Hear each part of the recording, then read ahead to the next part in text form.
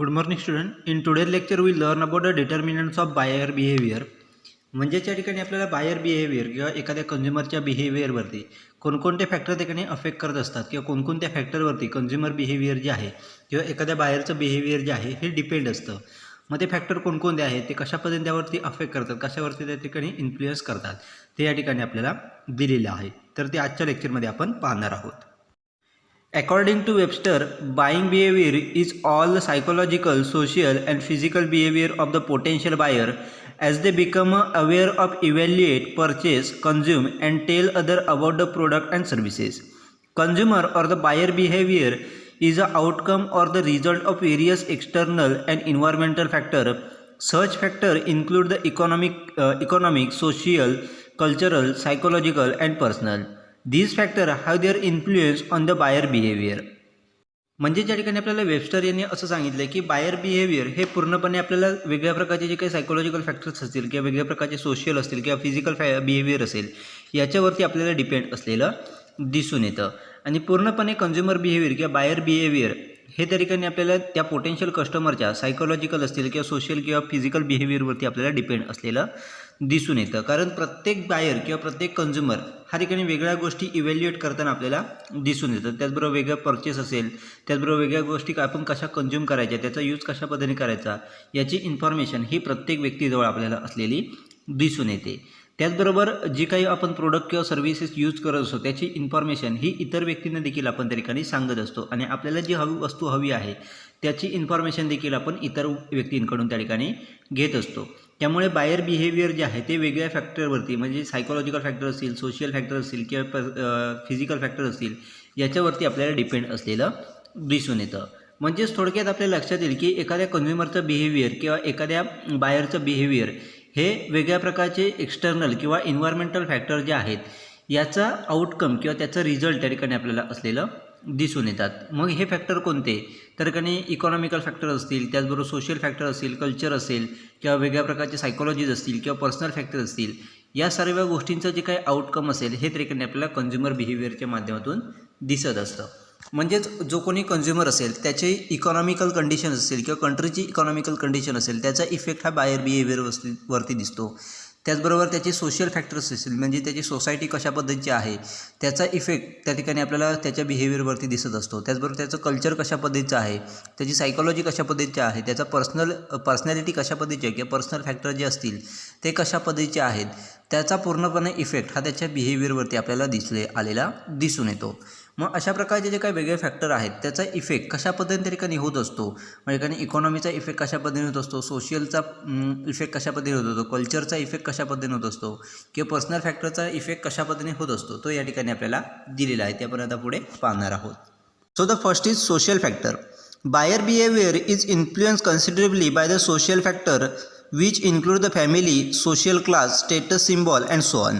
Practically all buyer behavior is influenced by the other people, means the member of the family, friend and member of the community. Social influence act in two direction. Firstly, they provide information and secondly, the standard of behavior against which the alternative buying behavior are measured. A buyer is now exposed to veritable flood of information. He get information on the new product, services and so on. The buyer get information from the family member, friend, relative, etc. The impact of such information on the buyer behavior is sustainable. Even the social status and the location affect the buyer behavior considerably. Social factor influence the buying behavior include the following. तर या ठिकाणी first आपल्याला factor दिला आहे तो म्हणजेच social factor. तर social फॅक्टरच्या माध्यमातून देखील आपल्याला मोठ्या प्रमाणात बायिंग बिहेवियरवरती इफेक्ट झालेला आपल्याला दिसून येतो. मग सोशल फॅक्टर म्हणजेच कोणकोणते, तर फॅमिली असेल, सोशल क्लास असतील किंवा वेगळ्या प्रकारचे स्टेटस सिम्बॉल्स असतील याचा इफेक्ट हा कंझ्युमर बिहेवियरवरती किंवा बायर बिहेवियरवरती आपल्याला झालेला दिसून येतो. त्याचबरोबर आपल्या लक्षात येईल की प्रत्येक बायरचं बिहेवियर हे त्या ठिकाणी वेगवेगळ्या पीपलच्या माध्यमातून, इतर व्यक्तींच्या माध्यमातून आपल्याला इफेक्ट झालेलं की त्याच्या इन्फ्लुएन्स झालेला आपल्याला दिसून येतं. म्हणजेच एखाद्या फॅमिली मेंबर्स असतील, फ्रेंड्स असतील किंवा कम्युनिटीचा मेंबर असेल याचा इफेक्ट किंवा त्याचा जो काही सहवास असेल त्याचा पूर्ण इफेक्ट हा त्याच्या बायरच्या बिहेवियरवरती आपल्याला झालेला दिसून येतो. तर सोशल इन्फ्लुएन्स जो आहे किंवा सोशल फॅक्टरचा जो काही इफेक्ट आहे तो आपल्याला दोन डायरेक्शनमध्ये, दोन वेच्या माध्यमातून झालेला दिसून येतो. तर ते 2 वे कोणकोणते आहेत, तर फर्स्ट आपल्याला दिलं येतं म्हणजेच प्रोव्हाइड इन्फॉर्मेशन. म्हणजेच अशा प्रकारचे जे काही वेगवेगळे फॅक्टर आहेत, म्हणजेच फॅमिली मेंबर्स असतील किंवा सोशल क्लास असेल किंवा रिलेटिव्ज असतील, याच्या माध्यमातून त्या ठिकाणी एखादी प्रोडक्ट असेल किंवा सर्व्हिसबद्दल इन्फॉर्मेशन त्या ठिकाणी प्रोव्हाइड केली जाते आणि त्याचा इफेक्ट त्या बाहेरच्या बिहेवियरवरती आपल्याला झालेला दिसून येतो. तर सेकंडली बघलं तर आपल्या लक्षात येईल की इतर व्यक्तींचं जे काही बिहेवियर आहे, म्हणजे इतर जे काही आपले रिलेटिव्ज असतील किंवा फ्रेंड्स असतील किंवा फॅमिली मेंबर्स असतील, यांचं जे काही बाईंग बिहेवियर आहे त्याचा इफेक्ट देखील दुसऱ्या व्यक्तीच्या बिहेवियरवरती आपल्याला झालेला दिसून येतो. म्हणजेच इतर व्यक्तीचं बिहेवियर एखादी गोष्ट खरेदी करताना कसं आहे त्याचा इफेक्ट हा त्या ठिकाणी आपल्याला दुसऱ्या बायरवरती आपल्याला झालेला दिसून येतो. अशा पद्धतीने 2 वेच्या माध्यमातून सोशल फॅक्टरचा इफेक्ट हा ठिकाणी आपल्याला झालेला दिसून येतो. त्याचबरोबर आपल्या लक्षात येईल की प्रत्येक बायरला आता मोठ्या प्रमाणात इन्फॉर्मेशन ही शेअर झालेली किंवा इन्फॉर्मेशन ही अवेलेबल झालेली दिसून येते. म्हणजेच त्या ठिकाणी वेगळ्या प्रकारचे प्रोडक्ट असतील किंवा वेगळ्या प्रकारचे सर्व्हिसेस असतील, त्याची इन्फॉर्मेशन आपण इझिली त्या ठिकाणी मिळू शकतो किंवा अल्टरनेटिव्ह प्रोडक्ट असतील किंवा नवीन नवीन प्रोडक्ट असतील, सर्व्हिसेस असतील, त्याची इन्फॉर्मेशन अगदी इझिली आपण त्या ठिकाणी मिळवू शकतो. मग ही इन्फॉर्मेशन असेल ती फॅमिली मेंबरच्या माध्यमातून असेल किंवा फ्रेंड्सच्या माध्यमातून असेल, रिलेटिव्हच्या माध्यमातून असेल, ही इन्फॉर्मेशन आपण त्या ठिकाणी मिळवत असतो. मग या इन्फॉर्मेशन जी काय मिळवत असतो त्याचा इफेक्ट देखील प्रत्येक बाहेरच्या बिहेवियरवरती आपल्याला झालेला दिसून येतो. मग अशा प्रकारचे कोणकोणते फॅक्टर आहेत, सोशल फॅक्टर आहेत, ज्याचा बाहेरच्या बिहेवियरवरती इफेक्ट होत असतो किंवा इन्फ्लुएन्स झालेला आपल्याला दिसून येतो. तर ते कोणकोणते फॅक्टर आहेत ते आपल्याला पुढे दिलेले आहेत, ते आपण आता पाहणार आहोत. So the first is reference group. A person's reference group consists of all the groups that have a direct or indirect influence on the person's attitude or the behavior. Group that directly influence a person's behavior are membership group. Group may be primary or secondary. Primary group are informal and include the family, friends, colleagues, neighbors, etc. Secondary groups are formal and include the religious group, trade union, club membership, etc. तर या ठिकाणी आपल्याला social फॅक्टरमधला first factor दिला आहे तो म्हणजेच reference group. तर आपल्या लक्षात येईल की रेफरन्स ग्रुप म्हणजेच काय, तर अशा प्रकारचे ग्रुप ज्याच्याबरोबर त्या ठिकाणी आपल्या एखाद्या कन्झ्युमर असेल किंवा प्रत्येक व्यक्तीचं जे काही एखाद्या ग्रुपबरोबर जे काही डायरेक्टली किंवा इनडायरेक्टली इंटरॅक्शन त्या ठिकाणी होत असतं त्यालाच ठिकाणी आपण रेफरन्स ग्रुप असं म्हटलं जातं. आणि याचा इफेक्ट डायरेक्टली किंवा इनडायरेक्टली त्या ठिकाणी आपल्याला त्या व्यक्तीच्या बिहेवियरवरती किंवा त्याच्या ॲटिट्यूडवरती आपल्याला झालेला दिसून येतो. म्हणजे ज्यावेळेला आपण एखाद्या फॅमिलीबरोबर त्या ठिकाणी इंटरॅक्शन करत असतो, त्यांचं जे काही बिहेवियर असेल त्याचा इफेक्ट आपल्यावरती झालेला दिसून येतो. की आपलं फ्रेंड सर्कल असेल, फ्रेंड सर्कलबरोबर आपण जे काही इंटरॅक्शन करत असतो त्याचा देखील इफेक्ट आपल्या बिहेवियरवरती आपल्याला झालेला दिसून येतो. अशा प्रकारचे आपण वेगळ्या प्रकारचे जे काही ग्रुप असतील त्याची मेंबरशिप आपण घेत असतो. अशा प्रकारच्या मेंबरशिपच्या माध्यमातून देखील आपल्या ॲटिट्यूडवरती किंवा आपल्या बिहेवियरवरती आपल्याला इफेक्ट झालेला दिसून येतो.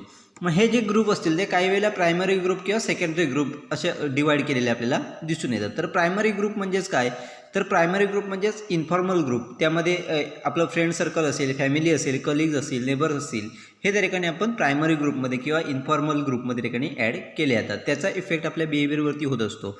त्याचबरोबर सेकंडरी ग्रुप, तर सेकंडरी ग्रुप कोणते, तर फॉर्मल म्हणजेच कोणते, तर एखादा रिलिजियस ग्रुप असेल किंवा एखादी ट्रेड युनियन असेल, एखादा क्लब असेल त्याची जर आपण मेंबरशिप त्या ठिकाणी घेतली असेल, एखाद्या ट्रेड युनियनची मेंबरशिप आपल्याकडे असेल, त्यांच्याबरोबर आपलं इंटरॅक्शन होत असेल, तर त्यांचं जे काही इंटरॅक्शन असेल, होणारं इंटरॅक्शन असेल त्याचा देखील इफेक्ट हा आपल्या बिहेवियरवरती आपल्याला झालेला दिसून येतो. म्हणजे थोडक्यात आपल्या लक्षात येईल की आपला ज्या ग्रुपशी त्या ठिकाणी मग ते प्रायमरी किंवा सेकंडरी असोत किंवा फॉर्मल किंवा इन्फॉर्मल ग्रुप असतील, यांच्यामधलं जे काय आपल्या इंटरॅक्शन होत असतं त्या इंटरॅक्शनचा इफेक्ट देखील आपल्या बिहेवियरवरती देखील झालेला आपल्याला दिसून येतो. अशा पद्धतीने रेफरन्स ग्रुपचा देखील इफेक्ट हा कन्झ्युमरच्या बिहेवियरवरती आपल्याला झालेला दिसून येतो. Next is family. Family is the base of every reference group. In the buyer's life, we may be distinguish between the family of orientation and family of procreation. Family of orientation consists of the buyer parents, and it is the form here the cultivates an orientation toward the religious, politics, love, self-respect, personal ambition, and a higher value of life, like honesty and integrity. By contrast, family of procreation comprising of the spouse and children have a more direct influence. Husband decide in buying a life insurance policy and car, whereas the wife decide buying a kitchenware. They may jointly decide to buy a living room furniture or the new house. म्हणजेच next आपल्याला factor दिले तर म्हणजेच family. तर प्रत्येक reference ग्रुपचा base हा त्या ठिकाणी आपल्याला फॅमिली असलेली आपल्याला दिसून येतो. म्हणजेच आपण जो काही इतर रेफरन्स ग्रुप त्या ठिकाणी जॉईन करत असतो ते पूर्णपणे आपल्याला फॅमिलीवरती डिपेंड असलेलं दिसून येतं. कारण आपल्या फॅमिलीच्या माध्यमातून आपल्यावरती जे काही संस्कार झालेले असतात किंवा फॅमिली मेंबरचं जे काही इन्फ्लुएन्स असेल त्याच्यानुसारच आपण इतर ग्रुप देखील त्या ठिकाणी जॉईन करत असतो. मग हे फॅमिली ग्रुप जे आहेत ते 2 ग्रुपमध्ये आपल्याला डिवाईड केलेले आहेत. तर family of orientation and family of procreation अशा पद्धतीने 2 ग्रुप त्या ठिकाणी आपल्याला फॅमिलीचे केलेले आहेत.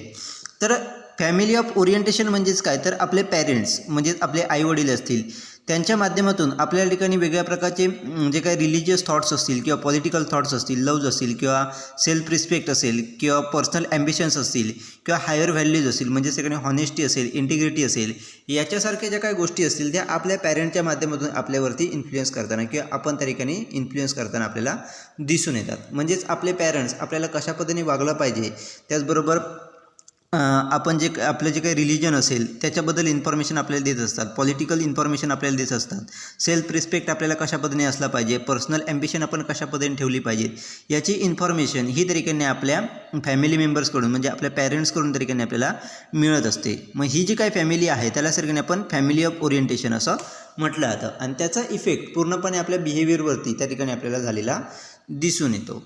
नेक्स्ट ग्रुप आहे तो म्हणजेच family of procreation.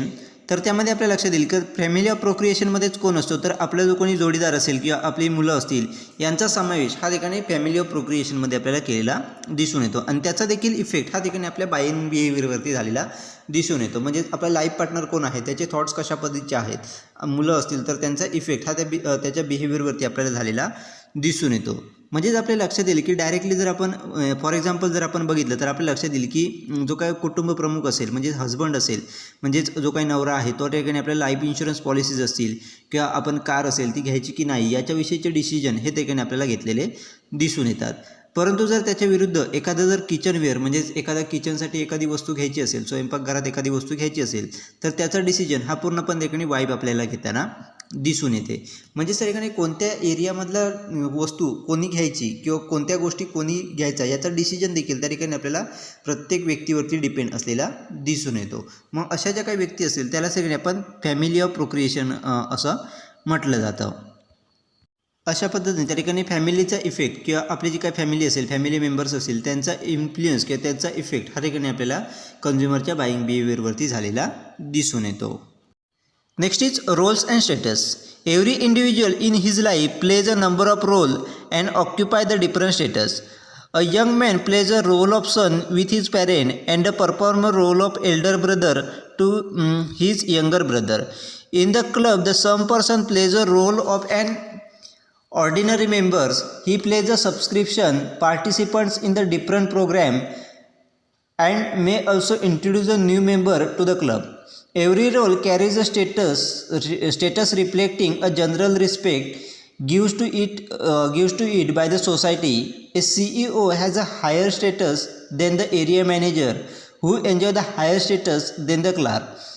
We see that the CEO drive a costly car, wearing a arrow shirts and going overseas for the holidays.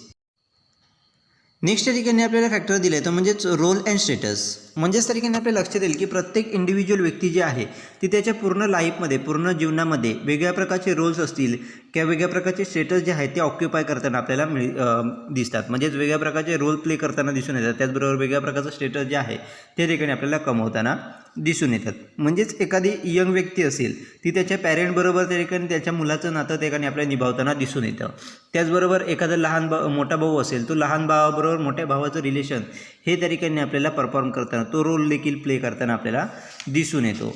त्याचबरोबर एखादी व्यक्ती ही एखाद्या क्लबचा मेंबर असेल तर त्या क्लबचा ऑर्डिनरी मेंबर म्हणून रोल प्ले करताना आपल्याला दिसून येतो. तर काही वेळेला वेगळ्या प्रकारचे जे काही प्रोग्राम असेल तर प्रोग्राममध्ये पार्टिसिपेट होताना आपल्याला दिसून येतो.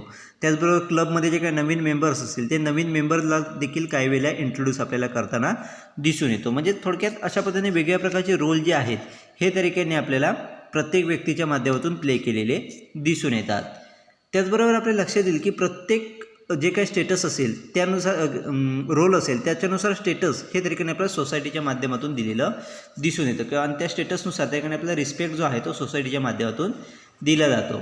म्हणजेच त्या ठिकाणी आपल्या लक्षात येईल की एखादा CEO असेल हा त्या ठिकाणी आपल्याला एखाद्या एरिया मॅनेजरपेक्षा हायर स्टेटस त्या ठिकाणी आपल्याला पार पडताना दिसून येतं किंवा हायर स्टेटस जे आहे हे एखाद्या CEOला एरिया मॅनेजरपेक्षा दिलं जातं आणि तो एरिया मॅनेजर असेल त्याला एखाद्या क्लार्कपेक्षा हायर स्टेटस हे दिलं जातं. म्हणजेच त्याचं जे काही राहणीमान असेल ते त्या ठिकाणी आपल्याला एरिया मॅनेजरपेक्षा CEOचं हायर असतं आणि एरिया मॅनेजरचं क्लार्कपेक्षा हायर असतं. अशा पद्धतीने त्या ठिकाणी आपल्याला असलेलं दिसून येतं.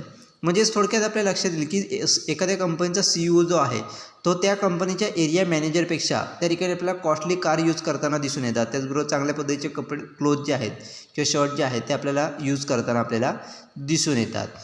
त्याचबरोबर क्लार्क आणि एखादा एरिया मॅनेजर यांच्यामध्ये जर बघितलं तर त्यांच्या राहणीमानात देखील आपल्याला फरक हा आलेला दिसून येतो. अशा पद्धतीने त्या ठिकाणी रोल आणि स्टेटस जे आहेत म्हणजेच त्या ठिकाणी लाईफमध्ये आपण पार पाडत असलेले रोल आणि आपलं जे काही सोसायटीमध्ये असणारं स्टेटस किंवा आपल्या वर्किंग एरियामध्ये असणारं स्टेटस याचा इफेक्ट देखील त्याच्या बिहेवियरवरती प्रत्येक कन्झ्युमरच्या बिहेवियरवरती आपल्याला झालेला दिसून येतो. अशा पद्धतीचे जे काही वेगळ्या प्रकारचे सोशल फॅक्टर जे आहेत त्याचा इफेक्ट प्रत्येक कन्झ्युमरच्या बिहेवियरवरती आपल्याला झालेला दिसून येतो. Is economic factor.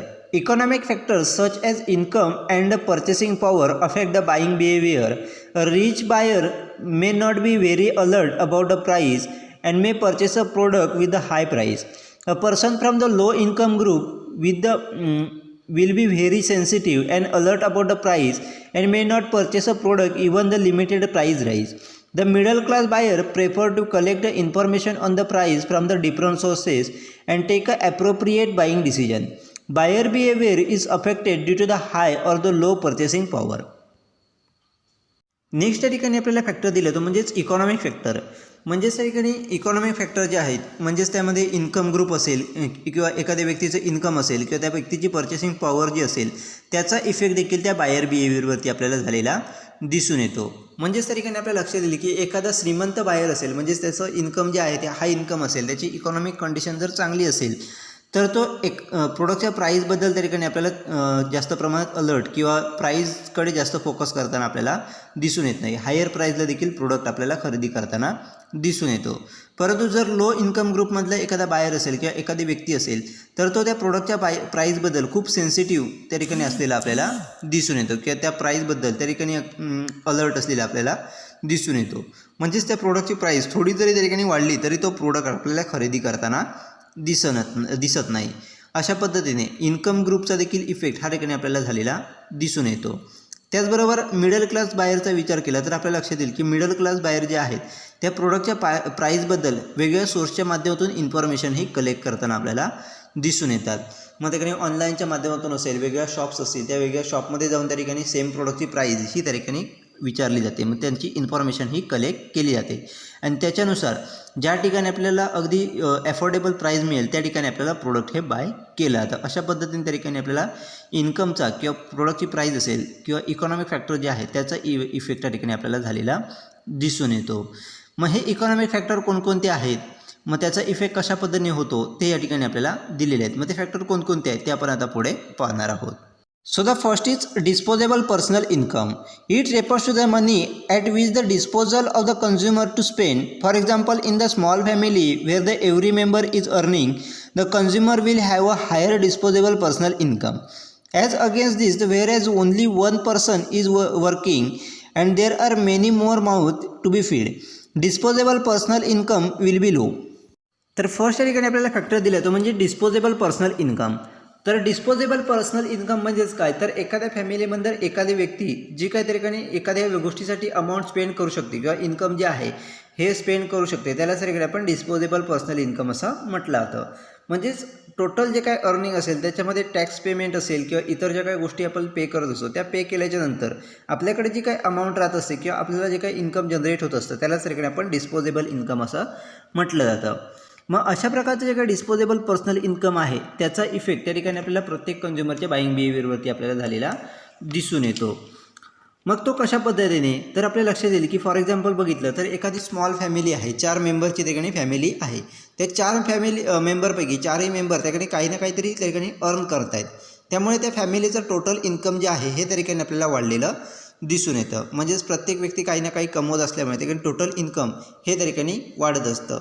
त्यामुळे त्या फॅमिली मेंबरमधील प्रत्येकाचं जे काही इन्कम आहे, एक्सपेंडिचर जे आहे ते देखील आपल्याला वाढलेले, किंवा ती एखादी व्यक्ती जी आहे त्या फॅमिलीमधील ती एखाद्या गोष्टीसाठी जास्त अमाऊंट ही त्या ठिकाणी स्पेंड करू शकते. म्हणजे थोडक्यात त्यांचं डिस्पोजेबल पर्सनल इन्कम जे आहे हे हाय आहे. परंतु जर समजा एखाद्या 4 मेंबरची फॅमिली आहे, त्याच्यामधील एक मेंबर हा त्या ठिकाणी इन्कम जनरेट करतो किंवा एकच व्यक्ती त्या ठिकाणी काहीतरी अर्निंग करते आणि इतर 3 व्यक्ती ही त्या व्यक्तीवरती डिपेंड आहेत. मग अशा वेळेला त्या ठिकाणी पर्सनल इन्कम जे आहे किंवा डिस्पोजेबल पर्सनल इन्कम जे आहे हे त्या ठिकाणी लो असलेलं दिसून येतं. कारण एकच व्यक्ती त्या ठिकाणी अर्न करत असल्यामुळे त्या ठिकाणी 4 इतर व्यक्तींचं जे काही इन्कम जे आहे किंवा एक्सपेंडिचर जे आहे त्याच्यावरती आपल्याला रिस्ट्रिक्शन्स हे आलेले दिसून येतात. अशा पद्धतीने त्या ठिकाणी जे काही डिस्पोजेबल पर्सनल इन्कम जे आहे त्याचा इफेक्ट ह्या ठिकाणी प्रत्येक बायरच्या बाईंग डिसिजनवरती किंवा पर्चेसिंग बाईंग बिहेवियरवरती आपल्याला झालेला दिसून येतो. Next is size of family. A small family is happy family. It is possible to provide a better quality life to the family member. In case of the large size family, demand are too many and the economic means to satisfy them are highly restricted. The result is presence of dissatisfied needs. म्हणजेच next आपल्याला economical factor दिला आहे तो म्हणजे size of family.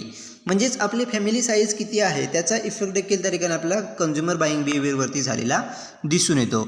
म्हणजेच आपल्या लक्षात येईल की small family is happy family. कारण त्या ठिकाणी एखादी लहान फॅमिली असेल ती हॅपी फॅमिली त्या ठिकाणी असलेली दिसून येते. कारण आपण त्या ठिकाणी जेवढी आपली फॅमिली लहान आहे तेवढी आपण क्वालिटी लाईफ ही त्या ठिकाणी आपण प्रोव्हाइड करू शकतो किंवा प्रत्येक व्यक्तीची काही डिमांड जी आहे ती आपण फुलफिल करू शकतो. परंतु आपली फॅमिली साईज ही मोठी असेल, फॅमिली मेंबर जे असतील हे जास्त असतील तर प्रत्येकाचे डिमांड जे आहेत किंवा प्रत्येकाची जी काही नीड आहे ती आपण सॅटिस्फाईड करू शकत नाही. त्यामुळेच त्या ठिकाणी आपण जी काही क्वालिटी लाईफ म्हणतो ती आपण त्या ठिकाणी प्रोव्हाइड करू शकत नाहीत. म्हणजे थोडक्यात आपल्या लक्षात येईल की आपले जे काही पर्सनल नीड जे आहेत त्या देखील त्या ठिकाणी आपण काही वेळेला फुलफिल करू शकत नाहीत किंवा सॅटिस्फाईड करू शकत नाहीत. त्यामुळेच त्या ठिकाणी प्रत्येक फॅमिली साईज जो आहे त्याचा देखील इफेक्ट हा ठिकाणी आपल्याला कंझ्युमरच्या बाईंग बिहेवियरवरती किंवा बाईंग डिसिजनवरती आपल्याला झालेला दिसून येतो. Next is propensity to consume and save. Saving for rainy days always help the consumer. It does not means he is not going to spend. He will lead in the life within his source of income but make it point to save. He strict the balance between the consumption and saving. म्हणजेच next आपल्याला दिले प्रोपेन्सिटी to consume and save. म्हणजेच प्रत्येक व्यक्तीची consume करण्याची capacity किती आहे किंवा तो कन्झ्युम करण्यासाठी किती तयार आहे आणि सेव्हिंग करण्यासाठी किती तयार आहे या गोष्टीचा देखील इफेक्ट हा ठिकाणी कंझ्युमर बाईंग बिहेवियरवरती आपल्याला झालेला दिसून येतो. म्हणजेच एखाद्या व्यक्तीचं जे काही इन्कम आहे त्या टोटल इन्कममधील किती पार्ट किती अमाऊंट हो त्या ठिकाणी कन्झम्पशनसाठी यूज करतो आहे आणि किती पार्ट हा त्या ठिकाणी आपल्याला सेव्हिंगसाठी यूज करतो आहे त्याचा इफेक्ट देखील आपल्याला बाईंग बिहेवियरवरती आपल्याला झालेला दिसून येतो. म्हणजेच जर समजा एखाद्या व्यक्तीचं इन्कम हे पर मंथ 10,000 असेल, 10,000 पर मंथ असेल आणि त्याच्यामधील जर ती व्यक्ती 5,000 ही त्या ठिकाणी सेव्हिंगसाठी ठेवणार असेल तर त्याच्याकडे त्या फक्त 5,000 हे त्या ठिकाणी आपल्याला कन्झम्पशनसाठी उरलेले दिसून येतात. मग त्या 5,000मध्येच 5,000मध्येच त्या ठिकाणी कन्झम्पशन हे झालेलं दिसून येतं. मग जर त्याची नीड असेल आणि एखादी हायर प्राईज असलेली गोष्ट त्या ठिकाणी खरेदी करायची असेल किंवा जास्त प्राईज असलेली गोष्ट खरेदी करायचं असेल तर त्या गोष्टीचा पर्चेसिंग डिसिजन घेत असताना त्याच्या बिहेवियरवरती आपल्याला इफेक्ट झालेला किंवा त्या डिसिजनवरती आपल्याला इफेक्ट झालेला आपल्याला दिसून येतो. अशा पद्धतीने प्रोपेन्सिटी टू कन्झ्युम अँड सेव्ह याचा इफेक्ट देखील त्या ठिकाणी आपल्याला कंझ्युमर बिहेवियरवरती झालेला दिसून येतो. Next is consumer credit. Availability of the credit other thing remain the same. Improve the purchasing power of the consumer. They can look forward to possessing the several things that ordinarily would have remained outside their reach, such as house or the car. म्हणजेच next आपल्याला दिले consumer credit. म्हणजेच इतर गोष्टी same असताना किंवा इतर गोष्टी त्या ठिकाणी इक्वल असताना त्या ठिकाणी आपण एखाद्या कंझ्युमर हा किती प्रमाणात क्रेडिट त्या ठिकाणी मिळू शकतो किंवा त्याला किती प्रमाणात क्रेडिट अमाऊंट ही मिळू शकते याचा इफेक्ट देखील त्या ठिकाणी आपल्या कंझ्युमर बिहेवियरवरती आपल्याला झालेला दिसून येतो किंवा त्याचा पर्चेसिंग पॉवरवरती आपल्याला इफेक्ट झालेला दिसून येतो. कारण इतर गोष्टी सेम असताना जर त्या ठिकाणी आपल्याला एखाद्या व्यक्तीला जास्तीत जास्त क्रेडिट हे मिळणार असेल तर तो हायर प्राईजच्या गोष्टी ज्या आहेत त्या आपल्याला खरेदी करताना दिसून येतात कारण त्याची पर्चेसिंग पॉवर जी आहे ही त्या ठिकाणी आपल्याला वाढलेली दिसून येते. म्हणजेच थोडक्यात आपल्या लक्षात येईल की एखादी व्यक्ती हाऊस असेल म्हणजेच घर असेल, कार असेल, ही घेत असताना लोनवरती आपल्याला घेताना दिसून येतं. म्हणजे त्याचं इन्कम जरी लो असेल, ती गोष्ट घेण्या इतपत त्याचं इन्कम नसेल, तर त्या ठिकाणी लोनवरती घर किंवा कार ही घेतली जाते आणि त्याच्यानंतर त्या ठिकाणी ठराविक हप्त्याने त्या ठिकाणी किंवा ते लोन जे आहे ते पेड केलं जातं. अशा पद्धतीने त्या ठिकाणी किती प्रमाणात आपल्याला क्रेडिट अवेलेबल होतं आहे किंवा एखाद्या कंझ्युमरला किती प्रमाणात क्रेडिट त्या ठिकाणी अवेलेबल होते, त्याच्यानुसार त्या ठिकाणी आपल्याला कंझ्युमर डिसिजन मेकिंग प्रोसेस जी आहे किंवा कंझ्युमर डिसिजन जे आहे ते आपल्याला घेतलेले दिसून येतात आणि त्याचा इफेक्ट त्या ठिकाणी पूर्णपणे आपल्याला कंझ्युमर बिहेवियरवरती झालेला दिसून येतो. Next is discretionary income. Discretionary income means that income which is available after meeting all the necessities.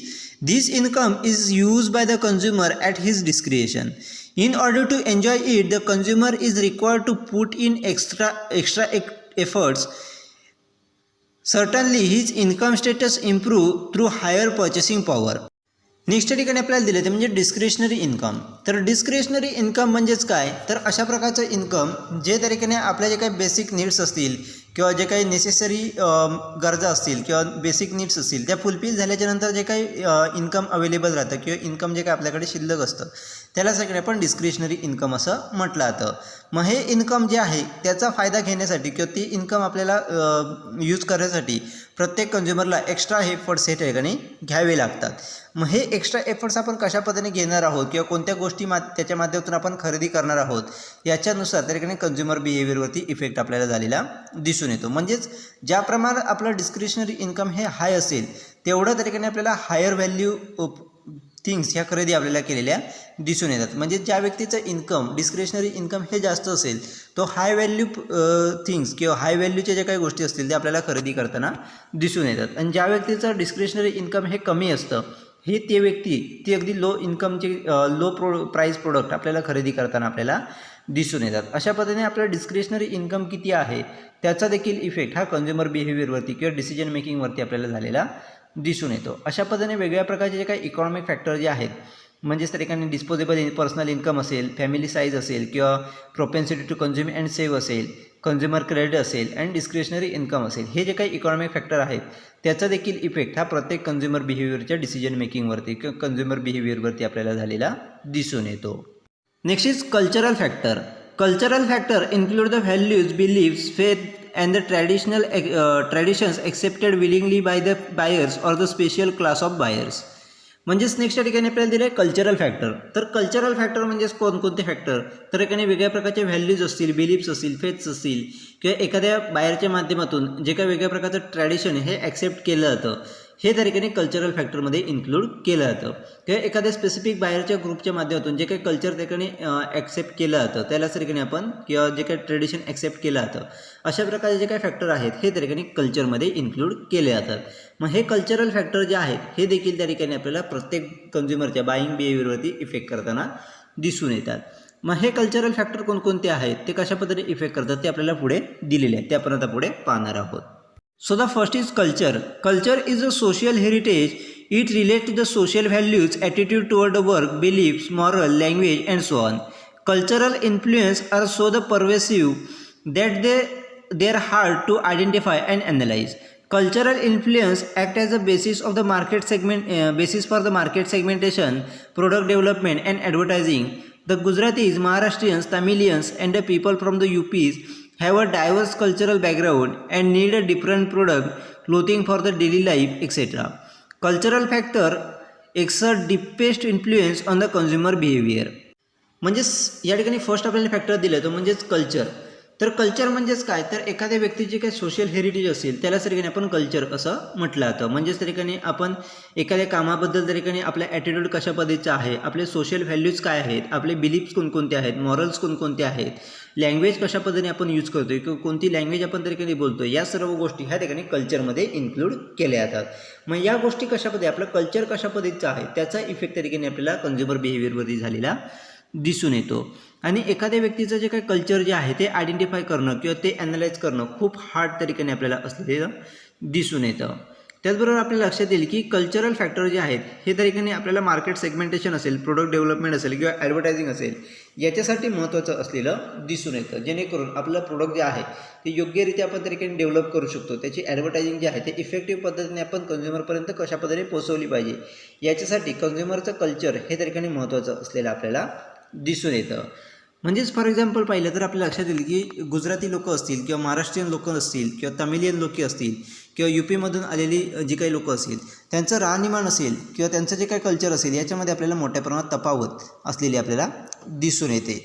म्हणजेच त्यांचे फेस्टिवल्स असतील, म्हणजेच त्यांचे सण असतील हे वेगवेगळे असतात. त्याचबरोबर त्यांचं राहणीमान असेल, त्याचं खाणं असेल किंवा त्यांचं जे काही फूड असेल ते पूर्णपणे आपल्याला वेगवेगळं असलेलं दिसून येतं.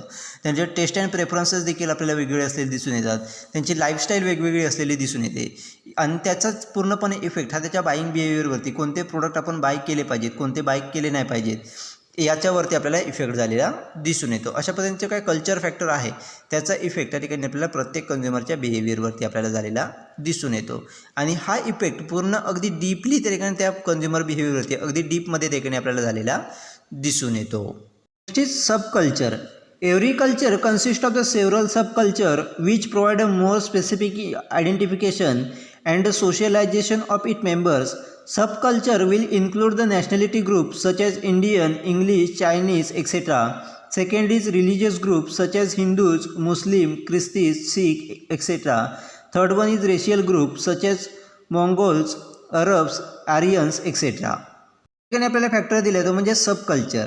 तर त्या ठिकाणी आपल्या लक्षात येईल की प्रत्येक कल्चर जे आहे ते वेगळ्या सब कल्चरच्या माध्यमातून आपल्याला तयार झालेलं दिसून येतं. म्हणजेच आपले जे काही मुख्य कल्चर आहे ते वेगळ्या सब कल्चरच्या माध्यमातून आपल्याला डिवाईड झालेलं दिसून येतं आणि त्याच्यासाठी स्पेसिफिक आयडेंटिफिकेशन असेल किंवा सोशलायझेशन असेल हे त्या ठिकाणी प्रत्येक मेंबरसाठी आपल्याला असलेलं दिसून येतं. म्हणजेच प्रत्येक कल्चरच्या मेंबरची वेगवेगळी आयडेंटिटी ही त्या ठिकाणी आपल्याला स्पेसिफिक असलेली दिसून येते. मग ते सबकल्चरमध्ये कोणकोणते भाग इन्क्लूड असतात तर फर्स्ट आहे नॅशनॅलिटी ग्रुप. म्हणजेच त्या ठिकाणी इंडियन, इंग्लिश, चायनीज असे कंट्रीनुसार त्या ठिकाणी नॅशनॅलिटी ग्रुप त्या ठिकाणी आपल्याला सबकल्चरमध्ये तयार झालेले दिसून येतात. सेकंड आहे तो म्हणजेच रिलिजियस ग्रुप. म्हणजेच आपलं जे काही रिलिजन असेल म्हणजेच हिंदू, मुस्लिम, ख्रिस्ती, शीख अशा पद्धतीने वेगवेगळे रिलिजियस ग्रुप हे त्या ठिकाणी सबकल्चरमध्ये आपल्याला आलेले दिसून येतात. त्याच्यानंतर रेशियल ग्रुप म्हणजेच त्या ठिकाणी आपलं जे काही अरब्स असतील, आर्यन्स असतील किंवा मंगोल्स असतील अशा पद्धतीचे वेगवेगळे ग्रुप हे त्या ठिकाणी आपल्याला रेशियल ग्रुप त्या ठिकाणी तयार झालेले दिसून येतात. आणि हे जे काही सबकल्चर आहे त्याचा देखील इफेक्ट हे त्या ठिकाणी प्रत्येक फॅक्टरनुसार म्हणजेच त्या ठिकाणी नॅशनॅलिटीनुसार असेल किंवा रिलिजियस ग्रुपनुसार असेल किंवा त्या ठिकाणी रेशियल ग्रुपनुसार असेल त्यानुसार त्या ठिकाणी आपल्याला बाईंग बिहेवियरवरती आपल्याला इफेक्ट झालेला दिसून येतो. Next is social class. Human societies indicate the satisfaction which sometimes takes a form of social class. Social classes are the relatively homogeneous. Its members share a similar values, interest, and behavior. A person's social class is determined by his occupation, wealth, income, education, and value orientation. Social classes indicate product and brand preferences. Class-conscious consumer pay more to buy a branded product. Next आपल्याला factor दिला जातो म्हणजे social class. तर social class म्हणजेच कोणते class तर त्या ठिकाणी आपल्या ऑक्युपेशनच्या नुसार असेल, वेल्थच्या नुसार असेल, इन्कम असेल, एज्युकेशन असेल किंवा व्हॅल्यू ओरिएंटेशन असेल याच्या माध्यमातून जे काय आपण तयार झालेले क्लास असतील त्याला सर आपण सोशल क्लास असं म्हटलं जातं. त्याच्यानुसार आपल्या लक्षात येईल की या मेंबर जे असतील म्हणजे सोशल क्लासचे मेंबर्स असतील त्यांचं जे काही इंटरेस्ट असतील किंवा त्यांच्या व्हॅल्यूज असतील, त्यांचं बिहेवियर असेल हे त्या ठिकाणी आपल्याला सिमिलर असलेलं दिसून येतं. आणि अशा प्रकारचे जे काही क्लास असतील त्याचा इफेक्ट देखील त्या ठिकाणी आपल्याला कन्झ्युमर बिहेवियरवरती झालेला दिसून येतो. तर तो कशा पद्धतीने तर अशा प्रकारचे क्लास असतील, क्लासमधले जे काही मेंबर्स असतील हे त्या ठिकाणी आपल्याला प्रोडक्ट किंवा ब्रँड प्रेफरन्स देताना आपल्याला दिसून येतात. म्हणजे सिमिलर ब्रँड जो आहे तो त्या क्लासमधील मेंबर हे खरेदी करताना आपल्याला दिसून येतात. त्याचबरोबर जे काही क्लास कॉन्शियस कन्झ्युमर्स असतील ते ब्रँडसाठी, ब्रँडेड प्रोडक्टसाठी हाय अमाऊंट पे करताना आपल्याला दिसून येतात. अशा पद्धतीने सोशल क्लास जे आहेत त्याचा देखील इफेक्ट हा कन्झ्युमर बिहेवियरवरती आपल्याला झालेला दिसून येतो. अशा पद्धतीचे कल्चरल फॅक्टर जे आहेत म्हणजेच कल्चर असेल, सब कल्चर असेल आणि सोशल क्लास असतील हे देखील त्या ठिकाणी आपल्या कन्झ्युमर बिहेवियरवरती अफेक्ट करताना दिसून येतात. अशा पद्धतीने आपण कल्चरल फॅक्टर कशा पद्धतीने इफेक्ट करतात, इकॉनॉमिकल फॅक्टर कशा पद्धतीने इफेक्ट करतात आणि सोशल फॅक्टर कशा पद्धतीने कन्झ्युमर बिहेवियरवरती इफेक्ट करतात ते पाहिलेलं आहे. नेक्स्ट या ठिकाणी आपल्याला दिले पर्सनल फॅक्टर, म्हणजेच पर्सनल फॅक्टर कशा पद्धतीने कन्झ्युमर बिहेवियरवरती इफेक्ट करतात. त्याच्यानंतर सायकोलॉजिकल फॅक्टर कशा पद्धतीने इफेक्ट करतात. त्याच्यानंतर फिजिओलॉजिकल फॅक्टर कशा पद्धतीने इफेक्ट करतात कन्झ्युमर बिहेवियरवरती, हे देखील या ठिकाणी आपल्याला दिलेले आहे. ते आपण नेक्स्ट लेक्चरमध्ये पाहणार आहोत.